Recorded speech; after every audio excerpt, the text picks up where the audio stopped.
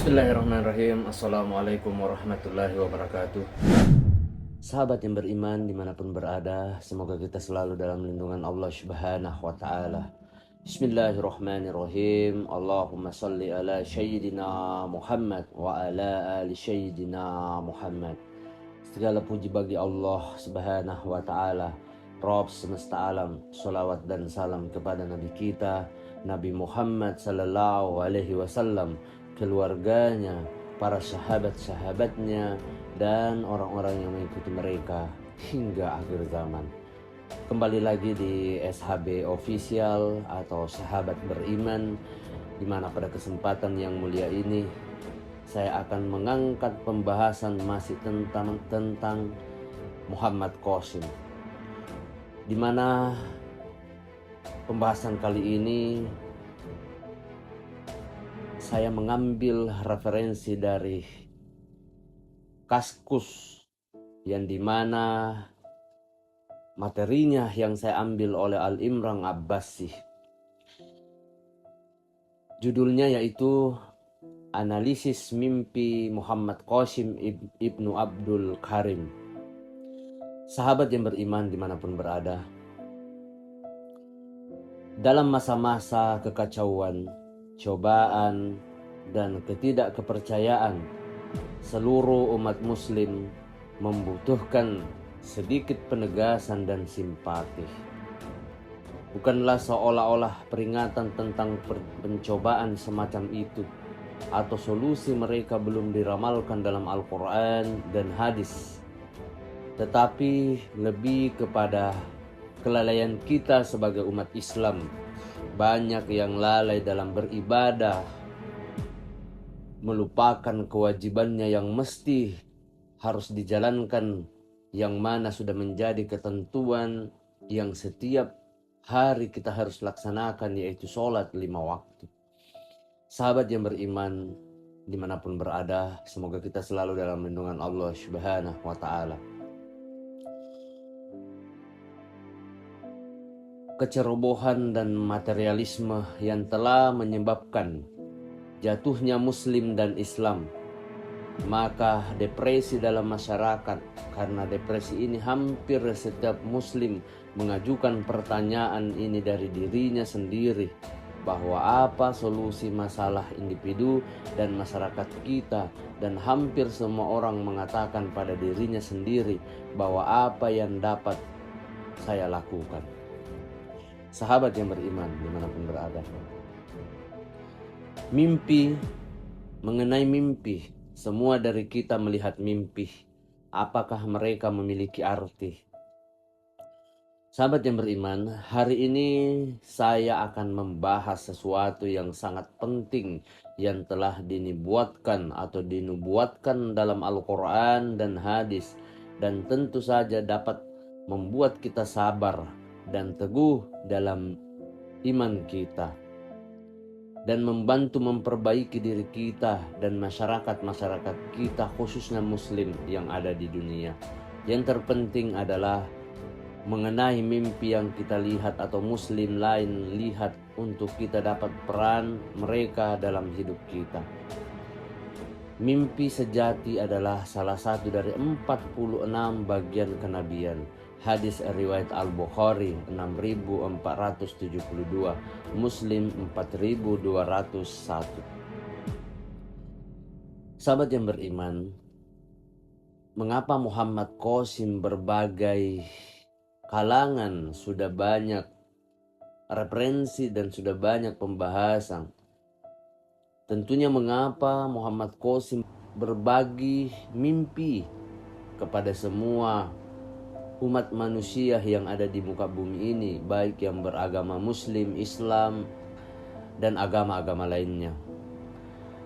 Banyak orang bertanya, mengapa Muhammad Qasim bin Abdul Karim berbagi mimpi, dan mengapa penting untuk membagikan mimpi-mimpi ini?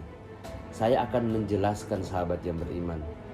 Di bawah ini mengapa Qasim membagikan mimpi ilahinya kepada setiap orang.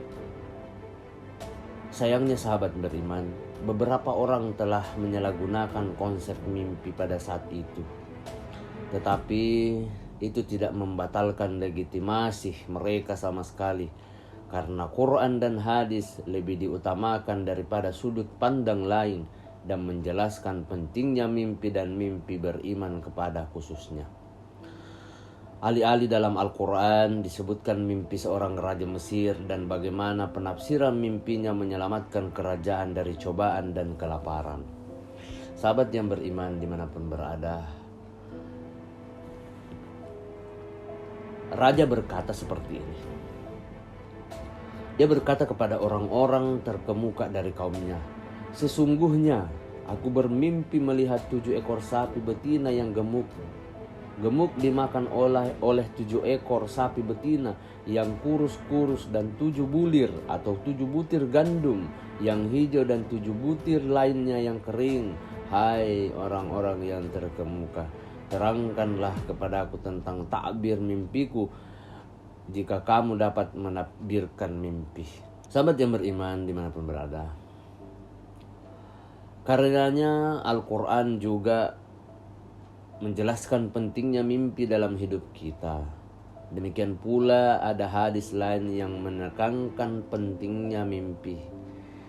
Menjelang akhir zaman hampir tidak ada mimpi yang tidak benar. Nabi Muhammad SAW berkata, itu karena kenabian dan dampaknya akan sangat jauh pada waktunya, sehingga orang-orang beriman akan diberikan kompensasi dalam bentuk mimpi yang akan membawa mereka beberapa kabar baik atau akan membantu mereka untuk bersabar dan teguh dalam iman mereka. Al-Bukhari 6499, Muslim 4200. Sahabat yang beriman dimanapun berada, dari beberapa pembahasan yang pernah saya bahas, sudah pernah saya sebutkan mengenai hal yang saya sebutkan tadi. Inilah sebabnya mengapa Muhammad Qasim berbagi mimpi-mimpinya dengan semua orang, karena mereka memiliki pesan untuk seluruh umat muslim dan Quran dan hadis membenarkan mimpi-mimpi ini. Mimpi benar Muhammad Qasim Ibnu Abdul Karim. Izinkan saya memperkenalkan Anda kepada mimpi Muhammad Qasim Ibnu Abdul Karim, pria berusia 42 tahun dari Pakistan yang telah melihat Nabi Muhammad SAW untuk lebih dari 300 kali dalam khutbahnya dan telah berkomunikasi dengan Allah Subhanahu wa Ta'ala selama lebih dari 500 kali dari belakang takbir. Mimpi-mimpi Qasim tidak memiliki agenda pribadi dan juga bukan milik organisasi politik atau agama manapun, melainkan hanya memenuhi perintah dari Allah Subhanahu wa Ta'ala dan Nabi Muhammad SAW. Sahabat yang beriman, Muhammad Qasim bersaksi bahwa tidak ada Tuhan selain Allah Subhanahu wa Ta'ala dan Nabi Muhammad SAW adalah utusan terakhirnya, dan bahwa dia adalah umat Nabi Muhammad SAW, dan siapa saja yang mengklaim kenabian nabuah setelah Nabi Muhammad SAW adalah pembohong atau kasab, dan dia keluar dari agama Islam. Sahabat yang beriman dimanapun berada, Qasim melihat mimpi-mimpi ini selama 28 tahun terakhir, dan pada tahun 2014 untuk pertama kalinya dia diperintahkan untuk berbagi mimpinya dengan semua orang. Sejak itu ia telah mengirim pesan ke semua negara Islam melalui situs web mereka, politisi, pemimpin internasional, pembicaraan dan cendekiawan nasional serta internasional yang sudah terkenal. Sejak itu sahabat yang beriman, kita dapat melihat bahwa mimpi Muhammad Qasim Ibnu Abdul Karim telah disebarkan melalui banyak sosial media, termasuk YouTube, Twitter, Instagram, media sosial seperti Facebook, apa segala macam dan yang lainnya. Sahabat yang beriman, semua mimpi Muhammad Qasim di salurannya itu dalam bahasa Inggris dan Urdu YouTube Muhammad Qasim dan Muhammad Qasim PK. Mimpinya juga telah dipublikasikan di media cetak dan elektronik terkenal di daerahnya, itu di Pakistan. Sahabat yang beriman dimanapun berada, mimpinya adalah tentang akhir zaman. Namun di bawah ini saya akan membahas atau mengutarakan peristiwa utama yang kita dapat daftar secara acak. Yang pertama, sahabat yang beriman, pembunuhan mantan PM Nawaz Sharif, kegagalan Perdana Menteri Imran Khan, kekacauan dan kerusuhan sipil di Pakistan, kemungkinan serangan terhadap Pakistan dan kekuatan jahat akan mencoba dan membuat Pakistan menjadi Tora Bora atau porak-porandakan. Peran mimpi Qasim dalam kelangsungan hidup Pakistan dan Islam, kemajuan Pakistan, Black Fighter Jets atau BPJ yang akan menjadi pesawat paling maju di dunia.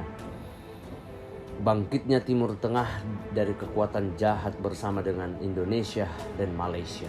Pakistan menjadi kekuatan super, kebangkitan Islam dan waktu perdamaian sebelum Dajjal muncul, penampilan Dajjal, Descent of Asia, Jesus peace be upon him atau Ya'juj dan Ma'juj, kehancuran mereka, kiamah yang terakhir, sahabat yang beriman.